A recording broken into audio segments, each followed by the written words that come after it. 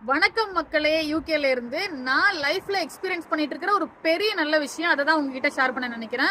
நமக்கு அப்புறம் வரக்கூடிய நம்மளுக்கு கிட்ஸா இருந்தாலும் சரி, பிரதர்ஸ் அண்ட் சிஸ்டர்ஸ் யாரா இருந்தாலும், இல்ல பெரியவங்க சின்னவங்க நம்ம நேசிக்கிற யாரா இருந்தாலும் அப்படின்னு வச்சுக்கலாம். அவங்க கிட்ட எந்த அளவுக்கு நம்மளால பாசிட்டிவான வார்த்தைகள், அன்பான வார்த்தைகளை கொடுக்க முடியுமோ அதை கொடுத்தே ஆகணும். அது ரொம்பவே முக்கியம் அப்படின்னு நான் நினைக்கிறதுக்கு ஒரு ரீசன் வித் ப்ரூஃபோட சொல்றேன்.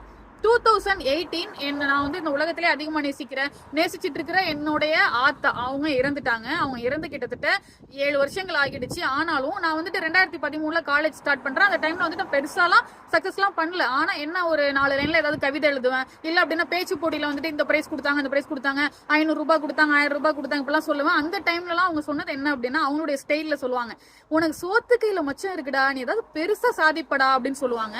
அவங்க இறந்து 7 வருஷங்கள் ஆனாலும் இனிமே எப்பவுமே சரி, நான் எப்பெல்லாம் டவுனா ஃபீல் பண்றனோ, எப்பெல்லாம் ஃபெயிலியரை ஃபேஸ் பண்றனோ, எனக்கு வந்துட்டு இதெல்லாம் ஒத்து வராது அப்படின்னு டிமோட்டிவேட்டா ஃபீல் பண்றனோ, அப்பெல்லாம் என்ன மோட்டிவேட் பண்றது, என்ன வந்துட்டு நம்பிக்கையோட அடுத்த கட்டத்துக்கு எழுந்து ஓட வைக்கிறது எல்லாமே அந்த வார்த்தை மட்டும்தான். நம்ம வந்துட்டு நம்மளோட கிட்ஸோட அவங்க 100 இயர்ஸ் வாழ போறாங்க, 100 இயர்ஸ் டிராவல் பண்ண போறாங்க அப்படின்னா அந்த 100 இயர்ஸும் நம்ம அவங்க கூட டிராவல் பண்ண போறது கிடையாது.